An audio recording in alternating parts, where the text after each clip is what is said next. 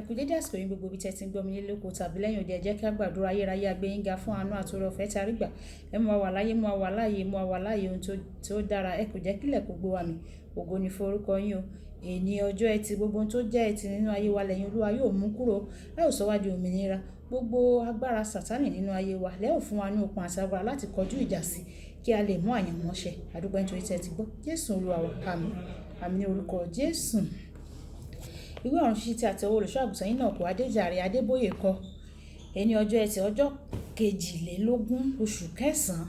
Èní ọjọ́ ẹtì ọjọ́ kejìlélógún oṣù kẹsàn-án. Àkòrí tí a ó gbéyẹ̀wò sọ wípé kọ ojú ìjà sí èṣù. Kọ ojú ìjà sí èṣù. Nígbà tí a ó mú àkọsórí wa nínú ìwé Jákọ́bù orí ìkẹrin ẹsẹ̀ ìkeje. Ìwé Jákọ́bù orí ìkẹrin ẹsẹ̀ ìkeje. Nítorí náà ẹ tẹríba fún Ọlọ́run. Ẹ kọjú ìjà sí èṣù, òun yóò sì sá kúrò lọ́dọ̀ yín. Nígbà tí a ó mú bíbélì kíkà wa nínú ìwé Ìṣe àwọn Àpọ́stélì orí ìkẹtàlá ẹsẹ̀ ìkẹfà dé ìkejìlá. Ìwé Ìṣe àwọn Àpọ́stélì orí ìkẹtàlá ẹsẹ̀ ìkẹfà dé ìkejìlá tí ó kà báyìí pé nígbà tí wọ́n sì la gbogbo erékùṣù jáde Páfò, wọ́n rí ọkùnrin kan oṣó wòlíì èké Júù, orúkọ ẹni tí ń jẹ́ Bá Jésù, ẹni tó wá sọ́dọ̀ Sergius Paul baálẹ̀ ìlú náà, amòye ènìyàn. Òun náà ni ó ránṣẹ́ láti pe Bánábà òun Sọ́ọ̀lù, ó sì fẹ́ gbọ́rọ̀ Ọlọ́run. Ṣùgbọ́n Élímà oṣó ni, nítorí bẹ́ẹ̀ ni ìtumọ̀ orúkọ rẹ̀. Ó takò wọ́n, ó fẹ́ pa baálẹ̀ ní ọkàn dà kúrò ní ìgbàgbọ́. Ṣùgbọ́n Sọ́ọ̀lù tí à ń pè ní Pọ́ọ̀lù, ó kún fún ẹ̀mí mímọ́, ó sì tẹjúmọ́, ó wí pé ìwọ tí ó kún fún àrékérekè gbogbo àti fún ìwà ìkà gbogbo, ìwọ ọmọ èṣù, ìwọ ọ̀tá òdodo gbogbo, ìwọ kì yóò wá dẹ́kun àti máa yí ọkàn òtítọ́ Olúwa padà, láti máa yí ọkàn òtítọ́ po. Ǹjẹ́ nísinsìnyí wò ó, ọwọ́ Ọlọ́run ń bẹ lára rẹ. Ìwọ yóò fọ́jú, ìwọ kì yóò rí oòrùn ní sáà kan. Lójú kan náà òwúsùwúsù àti òkùnkùn sì bò ó. Ó sì wá ènìyàn kiri láti fa òun lọ́wọ́ lọ. Nígbà náà ni baálẹ̀ rí ohun tí ó ṣe. Ó gbàgbọ́, ẹnu sì yà sí ẹ̀kọ́ Ọlọ́run. Kí Olúwa kó bùkún kíkà àti gbígbọ́rọ̀ rẹ̀. Wáyé tẹ́tí bẹ̀rẹ̀ jẹ́ láti gbọ́n tí olùṣọ́ àgùntàn Enoch Adeboye ní fún wa ní èní ọjọ́ ẹtì. Nínú ìwé Jòhánù orí ìkẹrìnlá ẹsẹ̀ ìkejìlá, Jésù wípé lóòótọ́ lóòótọ́ ni mo wí fún yín, ẹni tí ó bá gbà mí gbọ́, iṣẹ́ tí èmi ṣe ni òun yóò ṣe pẹ̀lú, tí ó ṣe yóò tún ṣe ju wọ̀nyí lọ ni yóò sì ṣe, nítorí èmi ń lọ sọ́dọ̀ Baba.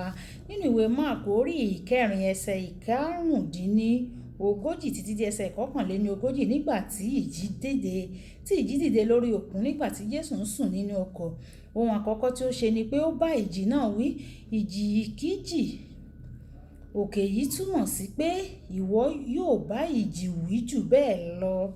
Ní Jésù Kristi Olúwa wa ni ọ̀dọ́ àgùntàn Ọlọ́run, ṣùgbọ́n òun náà tún ni kìnnìún ẹ̀yà Júdà. Òtítọ́ ni pé ó yẹ kí o ní ìwà tútù bí àdàbà, ṣùgbọ́n kì í ṣe nígbà tí o bá ejò ṣe o. Ó ní ìwà pẹ̀lẹ́, ṣùgbọ́n nígbà tí ó dé tẹ́ḿpìlì tí ó rí àwọn tí kò yẹ kí wọ́n wà níbẹ̀, ó yí tábìlì àwọn onípààrọ̀ dànù, ó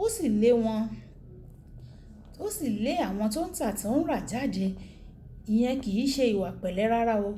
Tẹ́ḿpìlì Ọlọ́run ni àgọ́ rẹ o. Tẹ́ḿpìlì Ọlọ́run ọ̀gá ògo ni ìwọ náà pàápàá. Nígbà tí o bá rí ẹnìkan tí ó ń dè ọ́ lọ́nà mímú àyànmọ́ rẹ ṣẹ, o kò gbọ́dọ̀ fi ọwọ́ yẹpẹrẹ mú wọn, o gbọ́dọ̀ bá wọn wí. Ìwé Àìsáyà orí ìkẹrìnléníàádọ́ta ẹsẹ̀ ìkẹtàdínlógún wípé ìní rẹ nínú gbogbo ahọ́n, wípé ìní rẹ ni pé gbogbo ahọ́n káhọ́n tí ó bá dìde sí ọ ní ìdálẹ́bi ni a ó dá a lẹ́jọ́. Ní ọ̀nà mìíràn, ìní rẹ ni láti bá ohunkóhun tí ó gbìyànjú láti dènà àyànmọ́ rẹ wí o. O kò lè gba gbẹ̀rẹ́ pẹ̀lú wọn o. O gbọ́dọ̀ bá wọn wí kí wọ́n má bàa ba tìrẹ jẹ́ o. Ní ọ̀pọ̀ ọdún sẹ́yìn, ọmọ mi kan gbé ní ilé kan náà níbi tí oníṣègùn kan náà ń gbé. Ọkùnrin yìí máa ń kanra pé àwọn àdúrà ọmọ mi ń yọ òun lẹ́nu. Nítorí náà, mo sọ fún ọmọ mi kí ó lé oníṣègùn náà jáde, ṣùgbọ́n ó wí pé rárá o dádì, ayálégbé ni àwa méjèèjì nínú ilé náà, a lè bá ara wa gbé. Mo ní kò burú. Ní ìgbà mìíràn tí mo rí ọmọ mi, ó jọ ẹni tí ó ń ṣàárẹ̀. Oníṣègùn náà mú àwọn oníbàárà rẹ̀ tó jẹ́ ọlọ́pàá láti gbé òun nítorí àwọn àdúrà rẹ̀ tó ń yọ ọ́ lẹ́nu. Àwọn ọlọ́pàá tí wọ́n tì í mọ́lé fún ọjọ́ díẹ̀. Àwọn ẹ̀fọn nínú ilé ẹ̀wọ̀n sì ṣe ṣégè mẹ́wàá fún un. Mo wá bi pé ǹjẹ́ o ti wá ṣetán láti rán ìkà ẹ̀dá náà jáde báyìí? Ó gbà ó, a jọ gbàdúrà, ọkùnrin náà sì kó jáde nínú ilé náà. Ṣé wàá jẹ́ kí èṣù dènà àyànmọ́ rẹ bí?